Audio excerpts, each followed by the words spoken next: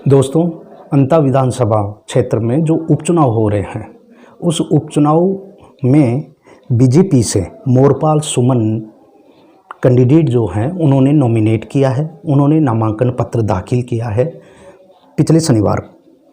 पिछली बार जो मैंने विश्लेषण किया था वो नरेश जी मीणा और कांग्रेस से जो उम्मीदवार हैं प्रमोद जी जैन, उनके बीच में मैंने विश्लेषण करके आपको बताया था।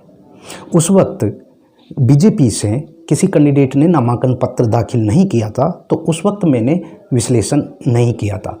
अब मैं जो बीजेपी से कैंडिडेट मोरपाल सुमन जिन्होंने फाइल किया है, अब मैं उनका भी विश्लेषण करके आपको बता रहा हूं।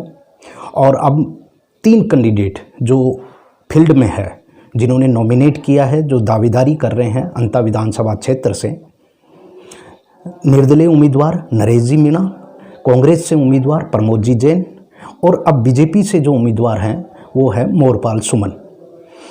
उनका मैंने विश्लेषण पिछले बार कर दिया था। अब मैं बीजेपी के जो कैंडिडेट हैं उनका विश्लेषण करके आपको बता रहा हूँ। फिर तीनों की मैं तुलना करके आपके सामने रख रहा हूँ।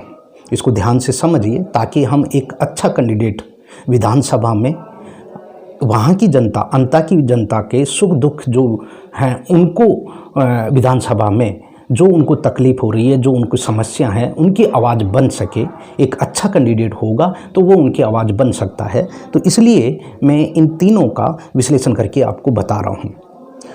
मोरपाल सुमन जो बीजेपी से नॉमिनेट किया है, फाइल किया है, नामांकन पत्र जो दाखिल किया है चुनाव आयोग को, उस चुनाव आयोग में जो उन्होंने शपथ पत्र दी है, उस शपथ पत्र में जो उन्होंने इन्फॉर्मेशन दी है उसके आधार पर मैं आपको विश्लेषण करके बता रहा हूँ।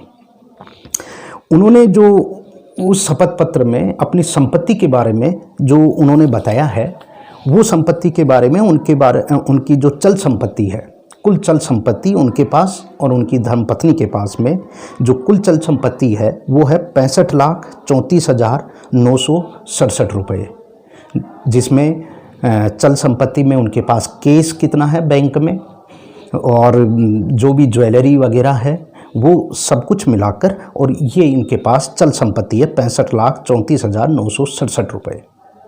जो इन्होंने उस शपथ पत्र में अचल संपत्ति के बारे में जो सूचना दी है चुनाव आयोग को, वो इनके पास कुल अचल संपत्ति है 60 लाख रुपए।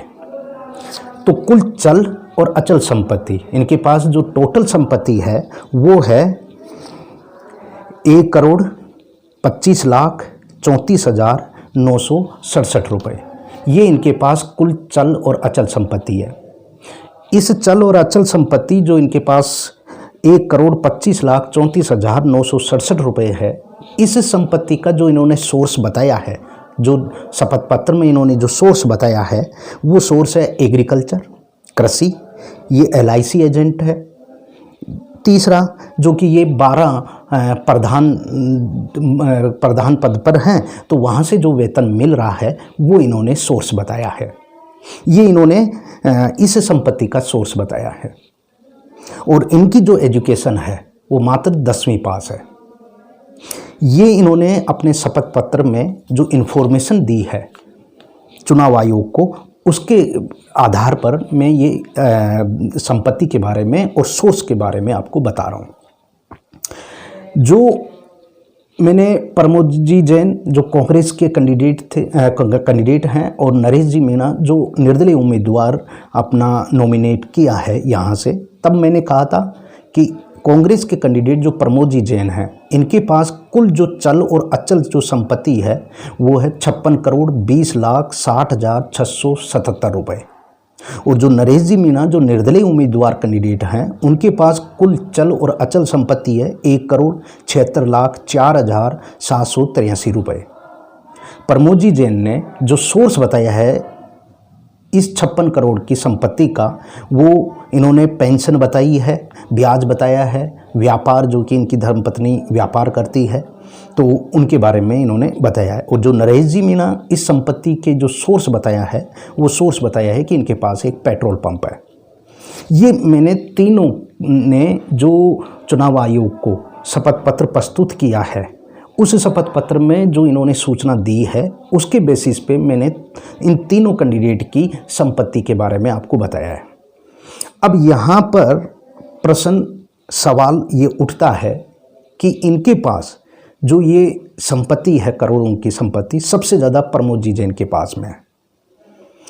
आपको ध्यान होना चाहिए कि चुनाव आयोग को जो शपथ पत्र, जो भी पॉलिटिशियंस कैंडिडेट चुनाव लड़ने के लिए जो शपथ पत्र प्रस्तुत करता है, उस शपथ पत्र की क्रॉस वेरीफाई नहीं करता है चुनाव आयोग, केवल समीक्षा जांच करता है।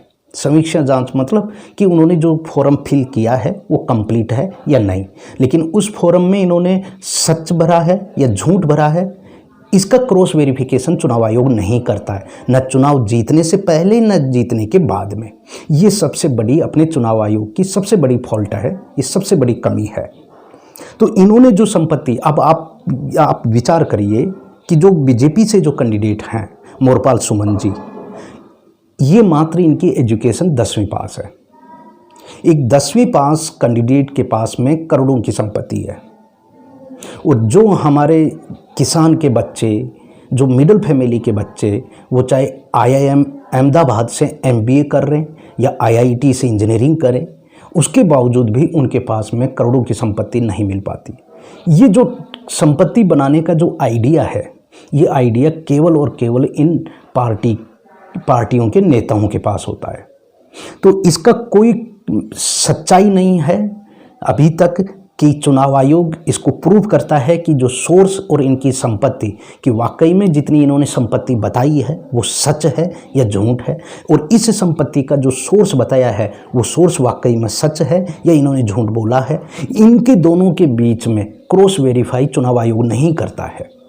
तो इसलिए इन सब जो इन्होंने तीनों ने जो फाइल किया है, उसके आधार पर यहाँ पर ये तो प्रश्न उठता है कि इस सोर्स से इतनी करोड़ों की संपत्ति बनाना बहुत मुश्किल है, तो इसकी सत्यता की तो जांच होनी चाहिए। अब तीसरी बात है कि तीनों जो कैंडिडेट हैं, जनता इन तीनों कैंडिडेट से केवल और केवल न पार्टी को देखकर इनको वोट देना चाहिए, न इनको जाति के आधार पर वोट देना चाहिए। इन तीनों कैंडिडेट से कुछ सवाल पूछना चाहिए। पहला सवाल कि अभी इस वक्त, इस साल जो अतिवृष्टि हुई है, ज़्यादा बारिश की वजह से लगभग 70% 80% किसानों की जो फसल है वो पूर्ण रूप से बर्बाद हो चुकी है। खुले मंच पर, खुले दिल से इन तीनों लोगों से ये सवाल पूछना चाहिए कि इन तीनों में से किस में इतनी हिम्मत है या इतनी इनमें ताकत है कि वहाँ के किसानों को जो फसल बर्बादी हुई है उसका मुआवजा देने में ये सक्षम है।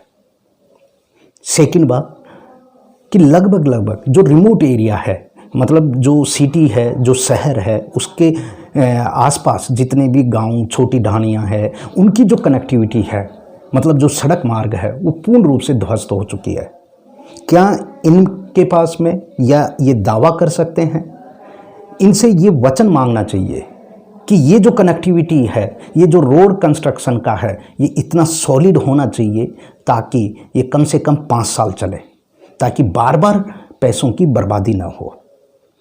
तीसरा इनसे सवाल पूछना चाहिए कि जो वहाँ पर सरकारी स्कूलों की जो कंडीशन है, क्या इन तीनों में से कोई कैंडिडेट ये वचन दे सकता है अंता विधानसभा क्षेत्र की जनता को कि मेरे रहते हुए यहाँ की स्कूलों का दशा, कंडीशन इस प्रकार से कर दूंगा कि पूरे राजस्थान में वो एक आदर्श व्यवस्था स्थापित कर सकते हैं। चौथी कंडीशन ये है कि हर साल ये अंता विधानसभा क्षेत्र की जनता के सामने प्रत्येक वर्ष ये डिक्लेयर करें कि पिछली बार इनके पास संपत्ति कितनी थी और अब एक साल में कितनी संपत्ति हुई। ऐसे हर साल वो पब्लिकली, बिल्कुल जनता के लिए, जनता के सामने पूर्ण पारदर्शिता का पालन करने के लिए, पूर्ण जवाबदेही के लिए ये डिक्लेयर करें। हर साल वो अपनी संपत्ति के बारे में बताएं और उस संपत्ति का सोर्स बताएं। जो इन्होंने अभी शपथ पत्र में जो सोर्स बताया है संपत्ति का, वो सोर्स बढ़ना नहीं चाहिए। अगर इनके पास उस सोर्स के अलावा कोई सोर्स अगर राजनीति में रहते हुए आ रहा है तो आप कन्फर्म समझिए, आप निश्चित समझिए कि वो नेता कट्टर बेईमान है। वो जनता की सेवा के लिए नहीं आया है, वो केवल और केवल अपने ही मुनाफाखोरी के लिए, अपनी संपत्ति इकट्ठा करने के लिए ही वो राजनीति का मार्ग चुना है। इसलिए चाहे वो किसी भी पार्टी का हो, आप किसी भी पार्टी के प्रति कट्टरवादिता मत रखो। आप अगर कट्टरवादिता रखते हैं तो केवल सच्चाई और ईमानदारी के लिए कट्टरवादिता रखें कि कौन सा नेता है जो वाकई में अंता विधानसभा क्षेत्र की जनता के लिए उनके दुख को कम कर सकता है, उनके दुख को विधानसभा में अपनी आवाज़ बुलंद कर सकता है, और इसके साथ साथ वो स्वयं भी पूर्ण पारदर्शिता के साथ अपना जीवन जिए। तब वहाँ की जनता के लिए और संपूर्ण राजस्थान के लिए एक आदर्श व्यवस्था स्थापित हो सकती है, तभी ही ये राजनीति स्वच्छ हो सकती है। जय हिंद।